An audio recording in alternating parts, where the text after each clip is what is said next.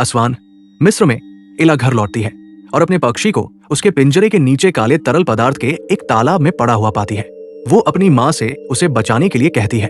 तब वो महिला पक्षी को उठाती है और उसे कुचल देती है। इसके बाद उसके माता पिता अपने तहखाने में जाते हैं, जो एक काले पिरामिड के नीचे स्थित है। वहां वे एक रहस्यमयी ताबूत की जांच करते हैं, जो इतना भारी होता है कि पिता को उसे खोलने के लिए जंजीरों वाले तंत्र का उपयोग करना पड़ता है। अंदर एक मम्मी होती है और माँ ये देखने के लिए पास जाती है कि वो जाग रही है या नहीं। अचानक मम्मी हिलने लगती है और मोमबत्तियां बुझ जाती है। दंपति जल्दी से फिर से मोमबत्तियां जलाते हैं और माँ कहती है कि मम्मी जागी नहीं है। लेकिन तभी मम्मी अपनी बंधनों से खुद को छुड़ा लेती है और जंजीरें पिता पर हमला करने लगती है। वे उसके जबड़े में घुसकर उसे ऊपर उठाती है और उसकी जान ले लेती है। ताबूत का ढक्कन वापस बंद हो जाता है और अब मम्मी उसे अंदर से जोर जोर से पीट रही होती है। कुछ समय बाद काहिरा में चार्ली और उसकी गर्भवती पत्नी लिस्सा अपने बच्चों की चीखें सुनते हैं। वे बाहर भागकर जाते हैं और उन्हें लड़ते हुए पाते हैं। वे तुरंत उन्हें अलग करते हैं और पता चलता है कि सेबेस्टियन ने केटी की गुड़िया बालकनी से नीचे फेंक दी थी, जिससे वो टूट गई। लिस्सा को काम पर जाना होता है, इसलिए चार्ली टेप से गुड़िया को ठीक करता है और वादा करता है कि बाद में उसे किसी अच्छी दुकान पर ले जाएगा। केटी अभी भी गुस्से में होती है क्योंकि इस बात के लिए सेबेस्टियन को डांटा नहीं गया, इसलिए उसे लगता है कि उसके माता पिता का कोई पसंदीदा बच्चा है। अपने पिता से बहस करने के बाद केटी बगीचे में खेलने चली जाती है। अचानक वो बार के पीछे एक आकृति देखती है और सोचती है कि वो उसकी दोस्त इला है, लेकिन वो महिला खुद को इला की माँ बताती है। वो फूलों से एक छोटा सा जादुई करतब दिखाती है और केटी की पसंदीदा कैंडी देने की पेशकश करती है। केटी घबरा जाती है और कहती है कि उसे वापस जाना चाहिए, इसलिए इला की माँ उसे अपने बगीचे का एक नेक्ट्रिन फल देती है। उसी समय चार्ली को एक कॉल आती है जिसमें उसे बताया जाता है कि उसे अमेरिका में नई नौकरी मिल गई है। जब वो पीछे मुड़ता है तो उसे केटी के गुड़िया घर पर कुछ अजीब दिखाई देता है। चार्ली दरवाजा खोलता है और अंदर बहुत सारे कैंडी के रैपर पाता है, लेकिन न तो उसने और न ही लिस्सा ने बच्चों को कोई कैंडी दी थी। वो सेबेस्टियन से पूछने जाता है कि ये रैपर कहाँ से आए। सेबेस्टियन बताता है कि केटी ने उसे तभी कैंडी दी थी जब उसने वादा किया था कि वह उनके माता पिता को नहीं बताएगा। जब चार्ली सच्चाई जानने की जिद करता है तो सेबेस्टियन उसे बताता है कि केटी की एक दोस्त है जो उससे बगीचे में मिलने आती है। जैसे ही केटी नेक्ट्रिन पकड़ती है, इला की माँ माफी मांगती है और कोई मंत्र फुसफुसाने लगती है। अचानक नेक्ट्रिन फट जाता है और उसमें से एक कीड़ा निकलकर तेजी से केटी के मुंह में घुस जाता है। केटी सांस न ले पाने की वजह से जमीन पर गिर पड़ती है। जब तक चार्ली बगीचे में पहुंचता है, केटी वहां से गायब हो चुकी होती है और बाड़ में एक छेद दिखाई देता है। घबराया हुआ चार्ली सड़क पर भागता है और पड़ोसियों से पूछता है कि क्या उन्होंने केटी को देखा है। तभी एक अलार्म रेत के तूफान की चेतावनी देता है। वो सड़क के अंत में एक महिला को एक बच्चे के साथ देखता है। वो तुरंत उनका पीछा करना शुरू करता है और कुछ ब्लॉकों तक उनके करीब ही पहुंच जाता है, लेकिन रेत का तूफान और लोगों की अफरातफरी के कारण वो उन्हें नजर से खो देता है। पुलिस स्टेशन में डिटेक्टिव डीलिया लिस्सा और चार्ली से बात करती है। वे उसे बताते हैं कि केटी लापता है और उसे कैंडी के रैपर दिखाते हैं। डालिया का बॉस उससे कहता है कि पहले परिवार की जांच करो, कहीं उन्होंने ही केटी को मार तो नहीं दिया। चार्ली कुछ शब्द समझ जाता है और इस इशारे से घबरा जाता है। 8 साल बाद परिवार अब न्यू मैक्सिको में रह रहा है, लेकिन उन्होंने अभी भी केटी के लिए एक कमरा तैयार रखा है। उनका नया बच्चा एक स्वस्थ बेटी है जिसका नाम माँ है और लिस्सा की कैथोलिक माँ कार्मेन भी उनके साथ रहती है। केटी के गायब होने के बाद से वे कभी छुट्टियों पर नहीं गए। मिस्र के पूर्वी रेगिस्तान में एक लड़का अपनी साइकिल ठीक कर रहा होता है कि तभी उसके पीछे एक विमान दुर्घटनाग्रस्त हो जाता है। आवाज सुनकर वो जांच करने जाता है और जंगल में उसका मलबा देखता है। पायलट जमीन पर मरा पड़ा होता है और पास में एक आंख भी दिखाई देती है। जब लड़का ऊपर देखता है तो वो सह पायलट को पेड़ में बुरी तरह फंसा हुआ पाता है। वो डरकर भागता है, लेकिन ठोकर खाकर गिर जाता है और सीधे उस रहस्यमयी ताबूत के सामने पहुंच जाता है। बाद में शोधकर्ता परेशान होते हैं क्योंकि उनकी टीम किसी भी मशीन की मदद से ताबूत के अंदर नहीं देख पाई थी। वे उसे खोलने का फैसला करते हैं और स्वीकार करते हैं कि उन्होंने पहले कभी ऐसा मॉडल नहीं देखा। अंदर उन्हें एक मम्मी मिलती है। वे उसके कपड़े हटाने लगते हैं और उस पर कुछ रहस्यमयी चिन्ह रून्स देखते हैं। मम्मी के हाथों में लंबे नाखून होते हैं, लेकिन उसका शरीर अब भी ताजा लगता है। जब वे चेहरे से कपड़ा हटाते हैं तो ये देखकर हैरान रह जाते हैं कि वो एक युवा लड़की है। जैसे ही वे तस्वीरें लेने लगते हैं, मम्मी अचानक काली आंखों के साथ जाग जाती है और उसके मुंह से एक कीड़ा निकलता है। वो ताबूत के अंदर तड़पते हुए जोर जोर से चीखने लगती है। न्यू मैक्सिको में चार्ली और लिस्सा को मिस्र में अमेरिकी दूतावास से कॉल आती है, जिसमें उन्हें बताया जाता है कि केटी जीवित मिल गई है। दोनों तुरंत काहिरा के लिए उड़ान भरते हैं, जहां एक डॉक्टर उन्हें चेतावनी देता है कि केटी बहुत ज्यादा मानसिक आघात और कुपोषण से गुजरी है। वो गहरी कैटाटोनिक अवस्था में है, इसलिए उसका व्यवहार अजीब हो सकता है। अचानक हरकतों और तेज आवाजों से बचना होगा, इसलिए उसे शांत रखने के लिए दवाइयां दी जा रही है। जब माता पिता आखिरकार कमरे में प्रवेश करते हैं तो वे देखते हैं कि केटी अब थोड़ी विकृत दिखाई देती है। वे उससे धीरे धीरे बात करते हैं और उसके शरीर पर कुछ खरोंचे देखते हैं। डॉक्टर समझाता है कि अस्पताल में भर्ती होने के बाद वो बार बार खुद को नोचती रही थी। लिस्सा उसकी दिल की धड़कन सुनती है और डॉक्टर पुष्टि करता है कि शारीरिक रूप से वो अब भी मजबूत है। केटी अपना हाथ हिलाती है ताकि दोनों माता पिता उसका हाथ पकड़ सके, लेकिन तभी उसे घबराहट का दौरा पड़ने लगता है। उसके माता पिता उसे थोड़ी जगह देने के लिए बाहर चले जाते हैं और लिस्सा टूटकर रोने लगती है। इसके बाद डालिया उन्हें उस ताबूत की तस्वीरें दिखाती है जो लगभग 3000 साल पुराना है। केटी उसी विमान में ले जाई जा रही थी जो दुर्घटनाग्रस्त हो गया था और डालिया को लगता है कि वो मानव तस्करी की शिकार थी, क्योंकि मिस्र में ताबूतों का उपयोग अक्सर लोगों और अवैध वस्तुओं को छिपाकर ले जाने के लिए किया जाता है। अगले दिन माता पिता केटी को घर ले आते हैं और उसके भाई बहन उसे देखकर थोड़े डर जाते हैं। व्हीलचेयर को बड़ी मुश्किल से सीढ़ियों से ऊपर ले जाया जाता है और केटी को बिस्तर पर लिटा दिया जाता है। माँ आखिरकार हिम्मत करके अपना परिचय देती है, लेकिन सेबेस्टियन उसे स्वीकार करने से इनकार कर देता है। कार्मेन अपनी पोती के लिए प्रार्थना करती है और उसके माथे को चूमती है, लेकिन अचानक केटी उठकर उसे सिर मार देती है। फिर उसका शरीर धनुष की तरह पीछे की ओर मुड़ जाता है और वो बिस्तर के ऊपर हवा में तैरने लगती है। तभी उसकी पीठ से एक तेज चटकने की आवाज आती है और वो नीचे गिर जाती है। जब उसका शरीर फिर से तड़पने लगता है तो चार्ली उसे पकड़कर नीचे दबाता है ताकि लिस्सा उसे बेहोशी की दवा दे सके। उस रात चार्ली जवाब ढूंढने के लिए ताबूत और उसके कपड़ों की तस्वीरें देखने लगता है। दूसरी तरफ लिस्सा केटी के साथ बैठी होती है और उसे परिवार की पुरानी तस्वीरें दिखाते हुए उनकी पुरानी जिंदगी के बारे में बात करती है, लेकिन केटी बस अपने तकिए पर गिर जाती है। जब चार्ली अपनी पत्नी को देखने जाता है तो वो लिस्सा को बच्चे के बिस्तर पर सोया हुआ पाता है, लेकिन केटी कहीं दिखाई नहीं देती। वे घबराकर उसे ढूंढने निकल पड़ते हैं। उसी समय माँ कुछ अजीब आवाजें सुनकर जाग जाती है। वो सेबेस्टियन को भी जगा देती है और वह भी उन लगातार धप धप की आवाजों को सुनकर परेशान हो जाता है। अचानक ऐसा लगता है जैसे दीवार के अंदर कुछ हिल रहा हो। सेबेस्टियन एक बैट उठा लेता है, लेकिन उसके कुछ करने से पहले ही उसके माता पिता वहां पहुंच जाते हैं। लिस्सा दीवार में बने एक छोटे दरवाजे को खोलती है और अचानक उसके सामने से कुछ तेजी से भागता है, जिससे वह डर जाती है। वो अंदर जाती है और कुछ डिब्बों के पीछे छिपी केटी को देखती है, लेकिन जैसे ही लड़की उसकी आवाज सुनती है वो भागने लगती है। इसके बाद उनका पीछा शुरू हो जाता है और चार्ली दूसरी तरफ से आवाजों का पीछा करते हुए उनके पीछे भागता है। अगले छोटे दरवाजे तक पहुंचकर लिस्सा भी दीवार के अंदर घुसती है, लेकिन वहां उसकी टक्कर चार्ली से हो जाती है। तभी दीवार पर एक बिच्छू दिखाई देता है और केटी का हाथ अचानक उसकी ओर बढ़ता है। वो उसे पकड़कर खाने लगती है। सारी हलचल सुनकर उसके भाई बहन भी जाग जाते हैं और केटी के कमरे में पहुंचते हैं।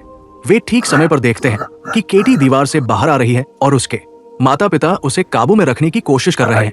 लिस्सा केटी के मुंह के अंदर हाथ डालकर बिच्छू निकालने की कोशिश करती है, जिससे केटी पूरे कारपेट पर उल्टी कर देती है। अगले दिन चार्ली बच्चों को स्कूल ले जाने की कोशिश करता है, लेकिन घर का गेट कोयोट्स के झुंड से घिरा होता है। उन्हें हटाने के लिए उसे कई बार हॉर्न बजाना पड़ता है।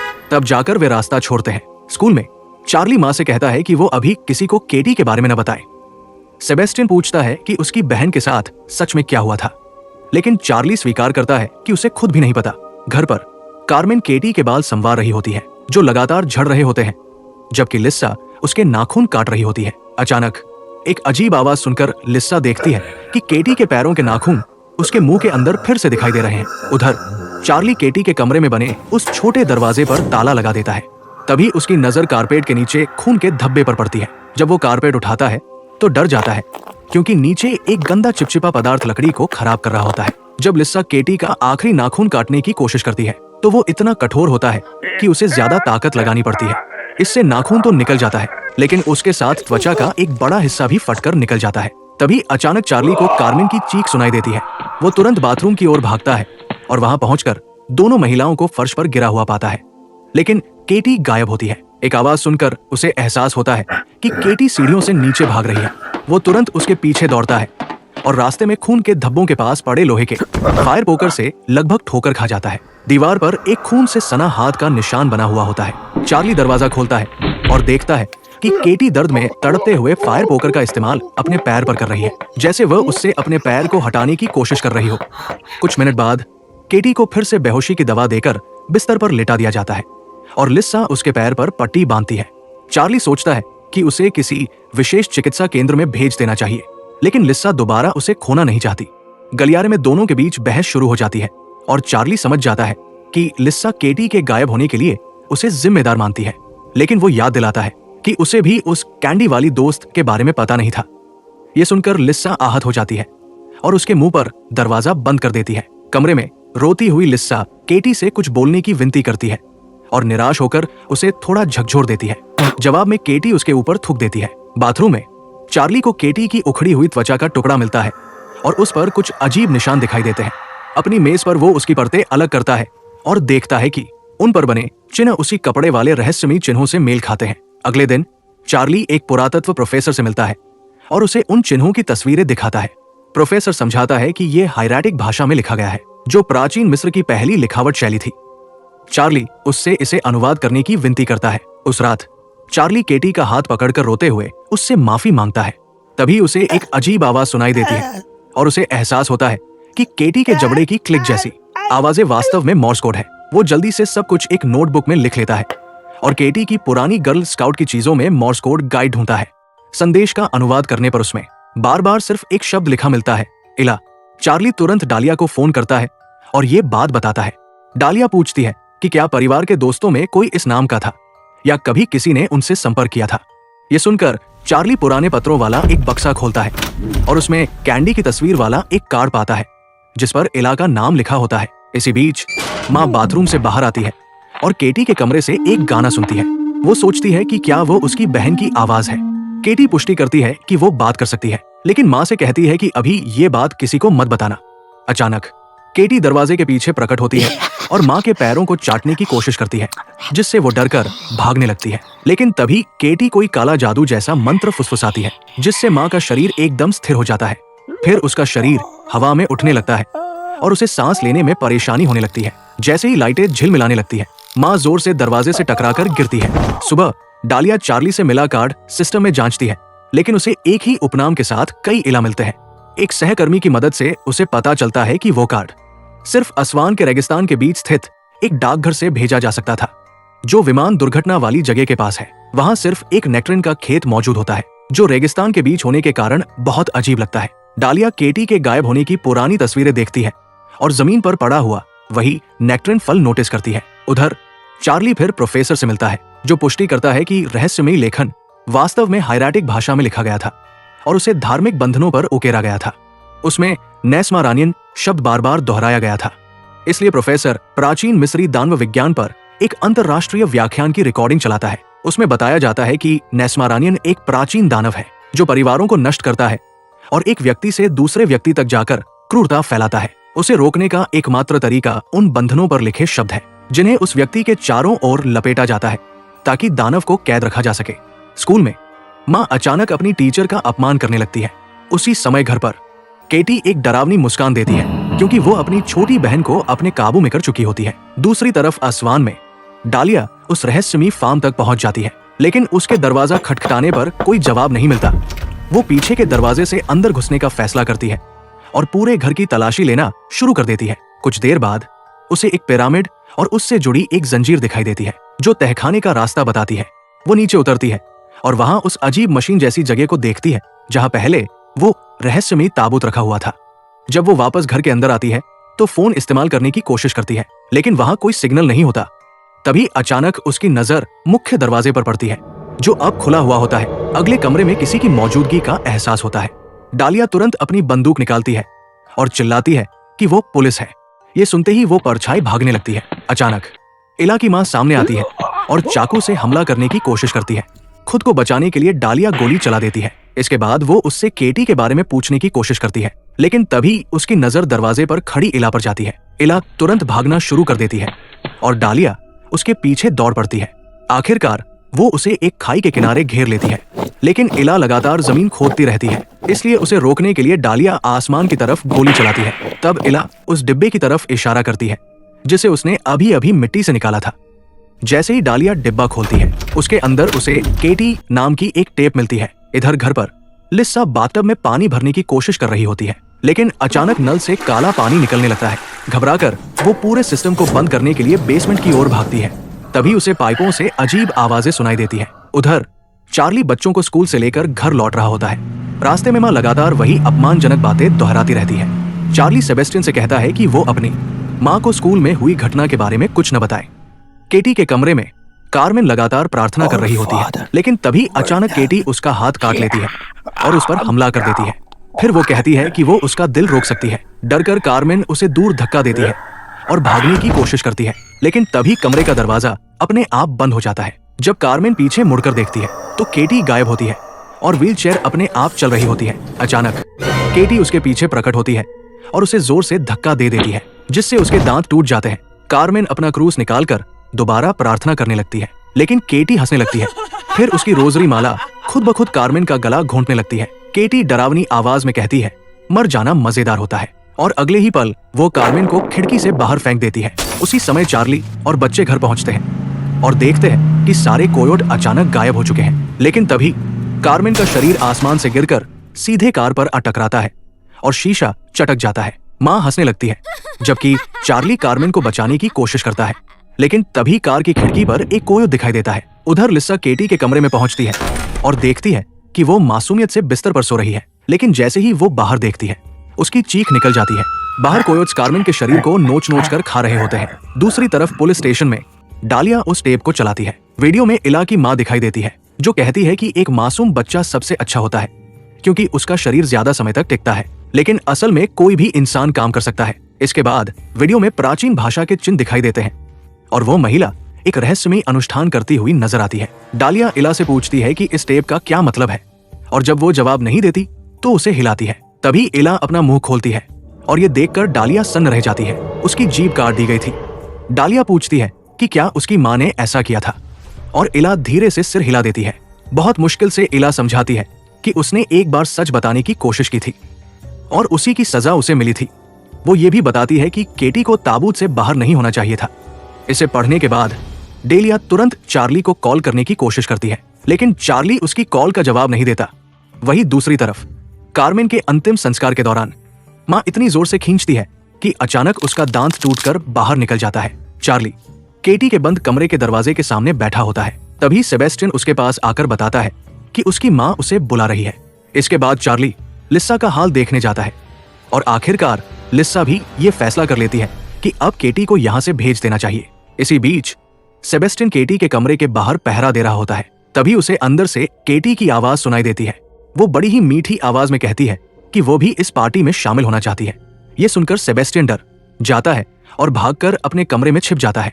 वो अपने हेडफोन लगा लेता है, लेकिन इसके बावजूद केटी की आवाज उसके दिमाग में गूंजती रहती है। केटी उससे पूछती है कि क्या उसे वो गुड़िया याद है जिसे उसने फेंक दिया था, क्योंकि उसी से उसे दादी को फेंकने की प्रेरणा मिली थी। फिर वो कार्मेन की मौत का जिम्मेदार भी सेबेस्टियन को ठहराती है और डरावनी हंसी हंसने लगती है। रसोई में माँ अपने सारे दांत खो चुकी होती है। तभी छत पर एक अजीब निशान दिखाई देता है, जो बिल्कुल केटी के कमरे में बने खून के धब्बे जैसा लगता है। कुछ ही देर बाद वो हिस्सा टूट जाता है और केटी वहां से बाहर निकल आती है। इसके बाद माँ कार्मेन के ताबूत के पास जाती है और अपने मुंह से एक धागा खींचने लगती है, जब तक कि उसका मुंह पूरी तरह खुल नहीं जाता। फिर जब वो अपने माता पिता की ओर मुस्कुराती है तो पता चलता है कि उसके मुंह में अब कार्मेन के दांत लगे हुए हैं। तभी एक आदमी गलती से उससे टकरा जाता है और माँ अचानक उस पर झपट पड़ती है और पागलों की तरह उसकी गर्दन को काटने लगती है। जब बड़े लोग माँ को उससे दूर खींचने की कोशिश कर रहे होते हैं, उसी दौरान केटी छत पर रेंगते हुए आगे बढ़ती है और ताबूत के ठीक ऊपर पहुंच जाती है। फिर वो अचानक नीचे कूद पड़ती है और कार्मेन की गर्दन पर उसी तरह पागलों की तरह काटने लगती है। लिस्सा ताबूत को हिलता हुआ देखती है और तुरंत दौड़कर केटी को बाहर निकालने की कोशिश करती है, लेकिन तभी ताबूत का स्टैंड टूट जाता है। दोनों शरीर बाहर गिर पड़ते हैं। उसी समय माँ अपने पागलपन जैसी हालत से बाहर आ जाती है, जबकि केटी कार्मेन के घाव से बहते हुए खून को चाटने लगती है। अंतिम संस्कार खत्म होने के बाद केटी को व्हीलचेयर से बांध दिया जाता है और उसकी खिड़की को भी पूरी तरह बंद कर दिया जाता है। चार्ली उसकी निगरानी करने के लिए उसी कमरे में उसके साथ बैठा रहता है, लेकिन इससे केटी की रहस्यमयी शक्तियां रुकती नहीं है। वो बार बार सेबेस्टियन के सिर को उसके बिस्तर पर जोर जोर से पटकने लगती है। उधर लिस्सा सामान पैक कर रही होती है, जबकि माँ लगातार उसका अपमान करती रहती है और कहती है कि वो एक बुरी माँ है। तभी अचानक व्हीलचेयर हवा में उठने लगती है। उसी समय घर की घंटी बजती है। दरवाजे पर डेलिया खड़ी होती है, जो वो टेप लेकर आई होती है, और फिर वो इला की माँ की कही हर बात का अनुवाद करना शुरू कर देती है। वो समझाती है कि समय के साथ उनके द्वारा बनाई गई हर कैद कमजोर पड़ने लगती है। इसलिए उस दानव को हमेशा बंद रखने के लिए उन्हें एक नई कैद तैयार करनी पड़ती है। उनके परिवार को ये श्राप मिलने के बाद अब तक कुल 82 ममीकरण अनुष्ठान किए जा चुके हैं। उसने ये वीडियो इसलिए रिकॉर्ड किया था ताकि आने वाली पीढ़ियां भी इस प्रक्रिया को बार बार दोहराती रहें। इसके बाद रिकॉर्डिंग में दिखाया जाता है कि केटी को पिछले मम्मी के साथ ताबूत के ऊपर हवा में रोके रखा गया है, जबकि उसी दौरान इला की माँ उस खतरनाक मंत्र का जाप करना शुरू कर देती है। तभी वो मम्मी अचानक जाग उठती है और अपने मुंह से एक काला तरल पदार्थ निकालकर केटी के मुंह में उगल देती है। इसके बाद पूरा समूह मिलकर केटी को जादुई कपड़े में लपेट देता है और उसे सर्कोफेगस के अंदर बंद कर देता है। डेलिया फिर सबको बताती है कि उस दानव को हमेशा दफन रहना चाहिए था, लेकिन अब वो आजाद होकर बाहर घूम रहा है। उसी समय केटी अपनी रहस्यमयी शक्ति से सेबेस्टियन को अपने पास बुलाती है और वो उसके लिए कमरे का हैच तोड़कर अंदर पहुंच जाता है। फिर वो केटी की मदद करता है और उसके शरीर की सारी त्वचा हटाने लगता है, जिससे उसके नीचे का कच्चा मांस दिखाई देने लगता है। दूसरी तरफ अपनी बेटी को बचाने के लिए घबराई हुई लिस्सा उसकी तरफ दौड़ती है। तभी डेलिया को कोई आवाज सुनाई देती है, लेकिन उसे ये नहीं पता होता कि कार्मेन अपने ताबूत से बाहर निकल चुकी है। वो जल्दी से ऊपर भागती है और लिस्सा के साथ मिलकर दरवाजा खोलने की कोशिश करती है, जबकि उसी समय पूरे घर के चारों ओर एक भयानक रेत का तूफान उठने लगता है। लिविंग रूम में चार्ली अभी भी सदमे में टीवी को घूर रहा होता है। तभी उसे कोई आवाज सुनाई देती है और वह मुड़कर देखता है कि कार्मेन अंतिम संस्कार का खाना खा रही है। कार्मेन शरारती अंदाज में उसे अपनी ओर बुलाने की कोशिश करती है, लेकिन तभी चार्ली को लिस्सा की मदद के लिए चीख सुनाई देती है और वो वहां से भाग जाता है। उधर महिलाएं लगभग दरवाजा खोल ही देती है, लेकिन केटी की शक्तियां उन्हें जोर से पीछे धक्का दे देती है। कुछ देर बाद दरवाजा अपने आप खुल जाता है और वे देखती है कि केटी अपने पूरे राक्षसी रूप में हवा में तैर रही है। वो चार्ली पर झपट पड़ती है और उसकी थोड़ी सी त्वचा काटने में कामयाब हो जाती है, लेकिन बाकी लोग उसे पीछे खींच लेते हैं। इसके जवाब में केटी डेलिया को धक्का देती है, जिससे उसका सिर टकराता है और वो सीढ़ियों से नीचे गिर जाती है। फिर केटी अपनी माँ को सिर मारती है और चार्ली की त्वचा निगलने के बाद उसे भी कई बार जोर से सिर मारने लगती है। लिस्सा चार्ली की मदद करना चाहती है, लेकिन केटी दरवाजा बंद कर देती है और उसे सेबेस्टियन के साथ अंदर ही फंसा देती है। तभी सेबेस्टियन बल्ले से लिस्सा पर हमला कर देता है, इसलिए लिस्सा नीचे गिरी हुई बेहोशी की दवा उठाती है और दीवार के अंदर बने रास्ते में छिप जाती है। सेबेस्टियन उसका पीछा करने लगता है।